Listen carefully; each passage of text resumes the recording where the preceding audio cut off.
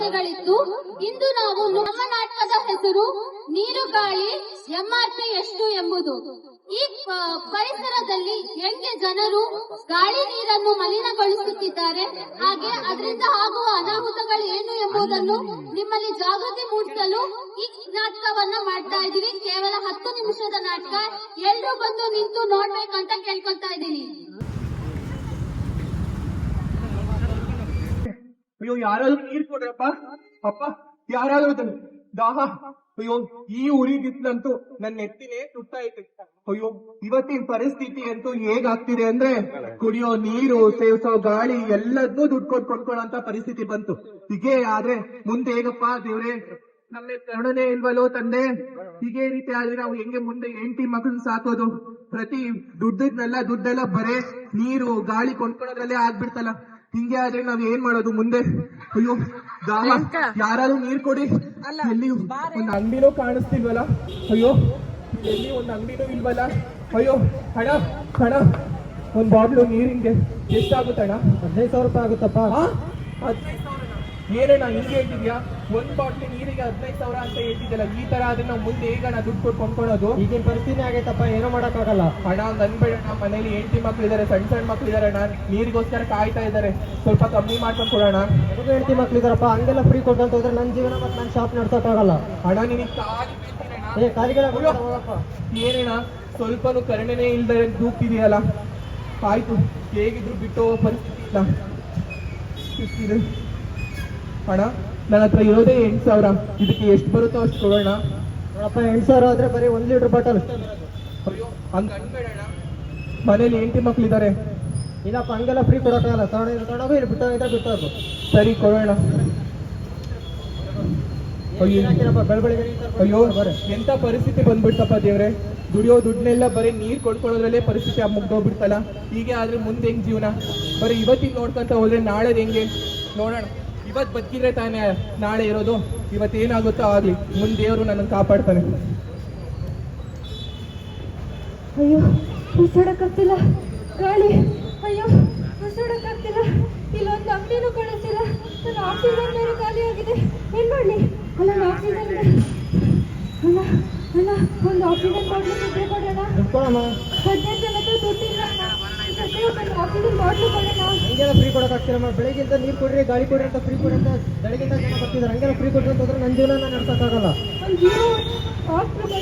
ಹಂಗೆಲ್ಲ ಕೊಡೋಕ್ಕಾಗಲ್ಲ.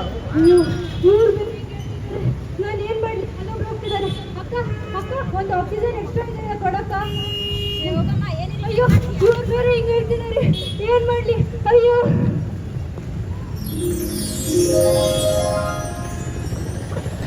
ನೋಡಿ ಸಾಯಿಲಿ ಬಿಡು. ಅವತ್ತು ನಮ್ಮನ್ನು ಚೆನ್ನಾಗಿ ನೋಡ್ತಿದ್ರೆ ಇವಳಿಗೆ ಪರಿಸ್ಥಿತಿ ಬರ್ತಿತ್ತಾ?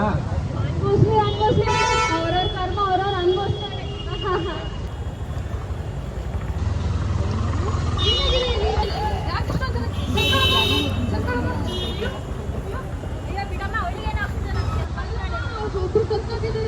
ಫೋನಲ್ಲಿ ವಿಡಿಯೋ ಜನಕ್ಕಂತೂ ಸೋಷಿಯಲ್ ಮೀಡಿಯಾಕ್ಕೆ ಹುಚ್ಚು. ಗ್ರಾನಿ, ಅವರಿಗಿಲ್ಲ ತಂದ್ರೆ ನಿನ್ಗೆ ಯಾಕೆ ಇಷ್ಟೆಲ್ಲ ಹೆಲ್ಪಿಂಗ್ ನೇಚರ್ ಇರಬಾರ್ದು ಬಿಡಿ ಗ್ರಾನಿ. ಅಯ್ಯೋ, ಈ ಜನ ಎಲ್ಲ ನೀರಿಗೆ ಗಾಳಿಗೆ ಕೊಂಡ್ಕೊತಿನ ಪರಿಸ್ಥಿತಿ ಬಂದಿದ್ರೆ ಜನಕ್ಕೆ ಸೋಷಿಯಲ್ ಮೀಡಿಯಾ ಹುಚ್ಚೇ ಬಿಟ್ಟಿಲ್ಲ. ಮೊದ್ಲೆಲ್ಲ ಹಿಂಗಿರ್ಲೇ ಇಲ್ಲ ಬಿಡಮ್ಮ. ಮುಂಚೆ ಹೀಗಿರ್ಲಿಲ್ವಾ? ಮುಂಚಿನ ಕಾಲ ಹೆಂಗಿತ್ತು ಗ್ರಾನಿ? ಮತ್ತೆ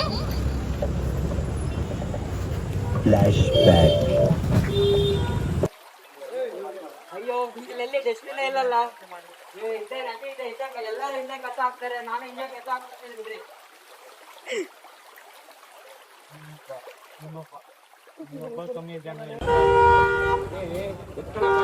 ಏನಪ್ಪ ನೀನು ಎಲ್ಲ ಚಂದೂರ ತರ ಕಾಣ್ತೀಯ?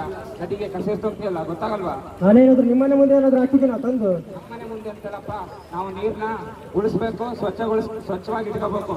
ಅದನ್ನೇ ನೀರ್ನ ಗಲೀಜುಗೊಳಿಸಿದ್ರೆ ಮುಂದೊಂದು ದಿವಸ ದುಡ್ಡು ಕೊಟ್ಟು ನೀರು ತಗೊಂಡು ಕುಡಿಬೇಕಾದ ಪರಿಸ್ಥಿತಿ ಬರುತ್ತಪ್ಪ. ನನ್ನಿಂದ ಈ ಜಗತ್ ಬದಲಾಗಿದ್ರೆ ಈ ನೆದಕ್ಕೆ ಹೆಂಗಿರ್ತೀವಿ? ಹೋಗಿ ನಂಗೆ ಕೆಲಸ ಐತೆ. ಈ ಪ್ರಪಂಚದಲ್ಲಿರೋ ಜನಗಳಿಗೆ ಎಷ್ಟೇ ನೀರನ್ನ ಮಿತವಾಗಿ ಬಳಸಿ ಸ್ವಚ್ಛವಾಗಿ ಇಟ್ಕೊಳ್ಳಿ ಅಂತ ಹೇಳಿದ್ರೆ ಯಾರು ತಿಳ್ಕೊಳಲ್ಲ. ನಾವು ಅವ್ರ ತರನೇ ಇರ್ಬೇಕು ಅಷ್ಟೇ.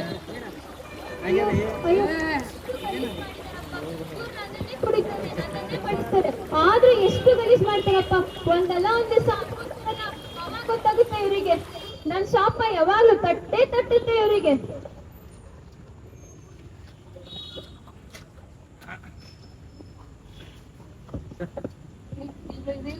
ಚೆನ್ನಾಗಿ ಮಾಡಿದ್ದಾಳೆ ಅವಳು. ಅಯ್ಯೋ ನೀರ್ ತುಂಬ ಅರಿಸಿದೆ ಇಷ್ಟಕ್ಕೊಂದು ಏನ್ರಮ್ಮ ನೀರ್ ತುಂಬ ಅರಿಸಿದೆ ಅಷ್ಟು ಗೊತ್ತಾಗ್ತಿಲ್ಲ ನಿಮಗೆ. ನಮ್ಮನೆ ಮುಂದೆನಲ್ಲೇ ಬಿಡೋದು ನಾವು ಎಷ್ಟೊಂದು ವೇಸ್ಟ್ ಮಾಡ್ಕೊತೀವಿ. ನೀವು ಹಿಂಗೆ ವೇಸ್ಟ್ ಮಾಡ್ತೀವಿ ಮುಂದೊಂದು ದಿನ ನೀರು ಕುಡಿಯೋಕ್ಕೂ ಇರಲ್ಲ ನೋಡಿ ನಿಮಗೆ. ಅಯ್ಯೋ ನಾವೊಬ್ರು ವೇಸ್ಟ್ ಮಾಡೋದ್ರಿಂದ ಎಲ್ಲಾದ್ರೂ ಸರಿ ಹೋಗಲ್ಲ. ಹೋಗಿ ನಿಮಗೆ ಹೇಳ್ತೀವಲ್ಲ ಕೆಳ ಕಡೆಗೆ ಹೇಳ್ಬೇಕು.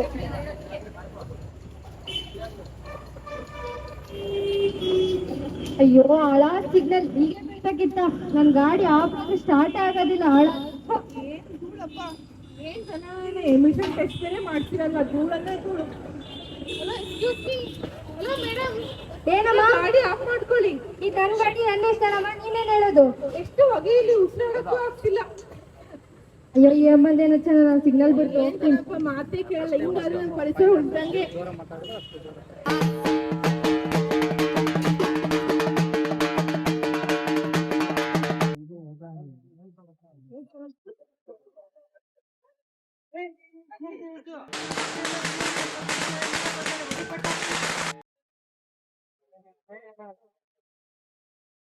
ಏನಪ್ಪಾ ನೋಡೋದಕ್ಕೆ ವಿದ್ಯಾವಂತರ ತರ ಕಾಣಿಸ್ತೀರಾ? ಎಲ್ ಬಂತ ಅಲ್ಲೇ ಪಟಾಕಿ ಹೊಡಿತೀರಲ್ಲ. ಒಂದ್ ಇಂಡಿಯಾ ಗೆಲ್ತು ಅನ್ನೋದಕ್ಕೂ ಪಟಾಕಿ ಹೊಡಿತೀರಾ, ಒಂದ್ ನಾಯಿ ಬರ್ತಡೇ ಇದೆ ಅಂತಾನು ಪಟಾಕಿ ಹೊಡಿತೀರಾ. ಇದೇ ರೀತಿ ಆದ್ರೆ ನಮ್ಮ ವಾಯು ಮಾಲಿನ್ಯ ಹೇಗಾಗುತ್ತಪ್ಪ? ನಮ್ದೆಲ್ಲ ಪರಿಸರ ಎಲ್ಲ ಹಾಳು ಮಾಡ್ತೀರ. ನಿಮ್ಗೆ ಅಷ್ಟು ಬುದ್ಧಿ ಇಲ್ವಾ? ಅಪ್ಪ ಅಮ್ಮ ಇದ್ನೇ ಹೇಳ್ತಿದ್ರದ ನಿಮ್ಗೆ? ಅಲ್ಲಪ್ಪ ನಿಮ್ಗೆ ಅಷ್ಟು ತಿಳಿಯೋಕೆ ಇಲ್ಲ. ಹಿರಿಯರಿಗೆ ಹೆಂಗ್ ಮರ್ಯಾದೆ ಕೊಡ್ಬೇಕು ಅನ್ನೋದು ಹೆಂಗ್ ಬೇಕು ಹಂಗೆ ಮಾಡ್ತಿರಲ್ಲ. ಏನ್ ತಿಳಿಯುತ್ತೋ ಅದ್ ಮಾಡೋದು. ನಿಮ್ ಕರ್ಮ ನೀವ್ ಅನ್ಬೋದು.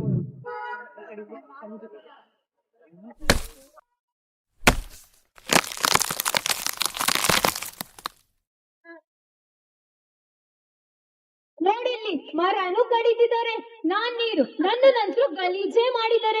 ಇವನ್ ಗಾಳಿ ಇವನಿಗಂತೂ ಉಸಿರಾಡಕ್ ಬರ್ದೇ ಇರೋ ತರನೇ ಮಾಡಿದ್ದಾರೆ. ಇನ್ನು ಜನರು ಏನೇನ್ ಮಾಡ್ತಾರೋ ಏನೋ ಮಾಡ್ತಾರೆ. ಫ್ರೀಯಾಗಿ ಗಾಳಿ ನೀರು ಬೆಳಕನ್ನು ಕೊಡ್ತಾರ, ಮರನೇ ಬಿಟ್ಟಿಲ್ಲ. ಬಿಡ್ತಾರ. ಮುಂದೊಂದ್ ದಿನ ಇವ್ರು ನಮ್ಮಿಬ್ರನ್ನ ದುಡ್ಡು ಕೊಟ್ಟು ತಾಣ ಪರಿಸ್ಥಿತಿ ಗೊತ್ತಲ್ಲ. ಅವಾಗ ಅವಾಗ ಸರ್ರೆ ಅನ್ಭವಿಸ್ತಾರ. ನಮ್ಮಿಬ್ರು ಶಾಪ ಇವ್ರ ತಟ್ಟುತ್ತೆ. ನೋಡು ಹಿಂಗೆಲ್ಲ ಇತ್ತು ಅವಾಗ. ಫ್ರೀಯಾಗಿರೋಣ ನೀರು ಗಾಳಿ ಎಲ್ಲಾನು ಸಿಕ್ಕಿತ್ತು. ನಾವ್ ಕಾಪಾಡ್ಕೊಂಡಿದ್ವಿ ಹಿಂಗಿತ್ತಿದ್ವಾ? ಹೌದು ಬಿಡಿ ಗ್ರಾನಿ, ನೀವ್ ಚೆನ್ನಾಗಿ ನೋಡ್ಕೊಂಡಿದ್ರೆ ನನಗಿಂತ ಕೆಟ್ಟ ಪರಿಸ್ಥಿತಿ ಸಿಗ್ತಾ ಇತ್ತಾ? ಎಲ್ ನೋಡಿದ್ರು ಸಿಲಿಂಡರ್ ಹಾಕೊಂಡು ಹೋಗೋ ಪರಿಸ್ಥಿತಿ ಬಂದಿದೆ. ನೋಡಿ ಜನರೇ, ಯೋಚನೆ ಮಾಡಿ. ಕುಡಿಯೋದಕ್ಕೆ ನೀರು ಹಾಗೆ ಶುದ್ಧವಾಗಿರೋ ಗಾಳಿ ಇದ್ರೇನೆ ಜೀವನ. ಅವ್ ಎರಡೂ ಇಲ್ಲ ಅಂದ್ರೆ ಜೀವನನೇ ಇಲ್ಲ. ನಮ್ ಹಿರಿಯರು ಕೊಟ್ಟಿರೋ ನಮ್ಮ ಪರಿಸರನ ಮುಂದಿನ ಪೀಳಿಗೆಗೆ ಇದೇ ರೀತಿ ನಾವು ಕೊಡುಗೆಯಾಗಿ ಕೊಡ್ಬೇಕು. ಹಾಳ್ ಮಾಡಿ ಕೊಡುವುದರಿಂದ ಪರಿಸರ ಉಳಿಯುತ್ತಾ? ಡೆಲ್ಲಿ ಜೊತೆಗೆ ಬೆಂಗಳೂರು ಸಹ ಸೇರ್ಕೊಂಡಿದೆ ವಾಯು ಮಾಲಿನ್ಯದಲ್ಲಿ. ಈಗ ದಾವಣಗೆರೆನು ಸೇರಿ ಆಮೇಲೆ ನೋಡೋಣ ಅನ್ನೋಕಿನ ಮುಂಚಿತವಾಗಿ ಎಚ್ಚೆತ್ಕೊಂಡು ಆ ಪರಿಸರ ನಮ್ ದಾವಣಗೆರೆಯಲ್ಲಿ ಬರ್ತಾ ಇರೋ ತರ ನೋಡ್ಕೊಳ್ಳೋಣ. ಕಾಲಕ್ಕೆ 6 ತಿಂಗಳಿಗೊಮ್ಮೆ ಎಮಿಷನ್ ಟೆಸ್ಟ್ ಮಾಡ್ಸೋಣ ನಮ್ಮ ಗಾಡಿಗೆ. ಎಲ್ಲೆಂದಲ್ಲೇ ಕಸ ಸುಡೋದನ್ನ ನಿಲ್ಸೋಣ. ನೀರನ್ನ ಹಿತಮಿತವಾಗಿ ಬಳಸೋಣ. ಇಲ್ಲ ಅಂದ್ರೆ ಮುಂದಿನ ಪೀಳಿಗೆಗೆ ನೀರೇ ಸಿಗೋದಿಲ್ಲ. ಶುದ್ಧವಾಗಿರೋ ನೀರು ಗಾಳಿ ಪರಿಸರ ಇದ್ರೇನೆ ಮುಂದಿನ ಜೀವನ. ಇಲ್ಲ ಅಂದ್ರೆ ಏನೂ ಇಲ್ಲ. ಇಲ್ಲ ಅಂದ್ರೆ ಹೇಗಾಗುತ್ತೆ ಅಂದ್ರೆ ಗಾಳಿ ನೀರನ್ನ ಅನ್ನೋ ಪರಿಸ್ಥಿತಿ ಬಂದ್ಬಿಡುತ್ತೆ. ಅಷ್ಟೇ ನೋಡಿ. ಅದಕ್ಕೆ ಗಾಳಿಯನ್ನ ಕಾಪಾಡೋಣ. ನೀರನ್ನು ಉಳಿಸೋಣ. ನಾಡನ್ನು ಬೆಳೆಸೋಣ. ನಾಡನ್ನು ಉಳಿಸೋಣ. ನೀರನ್ನು ಮಿತವಾಗಿ ಬಳಸಿ. ನದಿಗೆ ಕಸ ಎಸೆಯಬೇಡಿ. ಕೊನೆಗೊಂದು ಬರ, ಊರಿಗೊಂದು ವನ. ಗಾಳಿ ನೀರು ನಮ್ಮ ಜೀವನ, ಅದನ್ನು ಕಾಪಾಡುವುದು ನಮ್ಮೆಲ್ಲರ ಕರ್ತವ್ಯ. ಪರಿಸರ ಸಂರಕ್ಷಣೆ ನಮ್ಮೆಲ್ಲರ ಹೊಣೆ. ಪರಿಸರ ಸಂರಕ್ಷಣೆ ನಮ್ಮೆಲ್ಲರ ಹೊಣೆ. ಇಲ್ಲಿ ನಿಮಗಾಗಿ ಮಾಡಿರುವಂತ ಜಾಗೃತಿ ಮೂಡಿಸಕ್ಕೆ ನಮ್ಮ ಪ್ರಯತ್ನ ಆಗಿತ್ತು.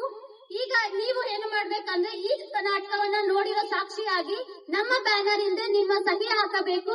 ಹಾಗೆ ನಾವು ಕೊಡೋ QR ಕೋಡ್ ನ ಸ್ಕ್ಯಾನ್ ಮಾಡಿ ಫೀಡ್ಬ್ಯಾಕ್ ತಿಳಿಸಬೇಕು ಅಂತ ನಿಮ್ಮೆಲ್ಲರಲ್ಲೂ ಕೇಳ್ಕೊಂತಾ ಇದ್ದೀವಿ. ಧನ್ಯವಾದಗಳು. ಚೆನ್ನಾಗಿ ತಿಳಿಸ್ಕೊಟ್ಟಿದೆ. ಈಗಿನ ಕಾಲ ನಮ್ಮ ಜನರು ಎಲ್ಲರೂ ಕಸ ಹಾಕೋದು, ಎಷ್ಟು ಪರಿಸರ ಮಾಲಿನ್ಯ, ನೀರು ಮಿತವಾಗಿ ಬಳಸ್ಕೊಂಡು ತುಂಬ ಚೆನ್ನಾಗಿ ಎಲ್ಲರೂ ಎಕ್ಸ್ಪ್ಲೇನ್ ಚೆನ್ನಾಗಿದೆ. Thanks aunty. ನೀವೇ ಭಾಳ ಚೆನ್ನಾಗಿ ಮಾಡಿದ್ದೆ.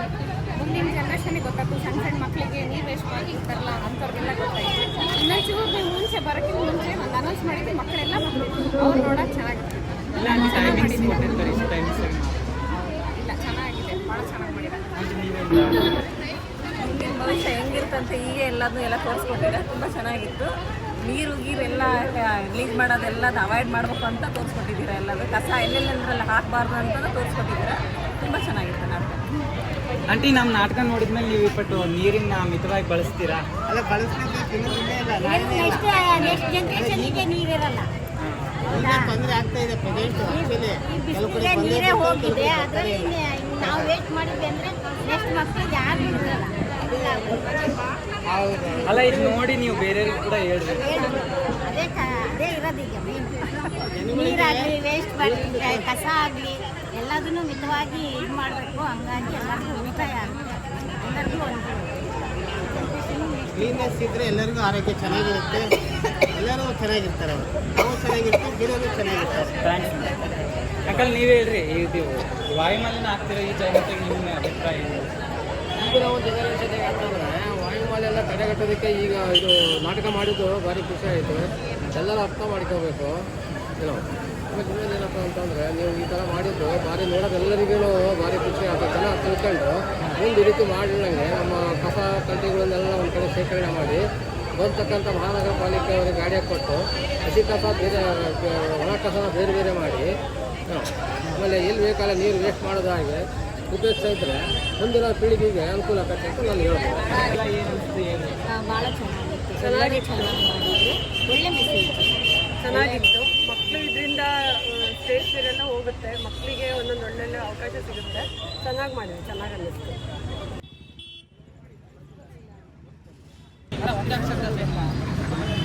ಅಡಿ ಕೈ ಹಿಡ್ಕ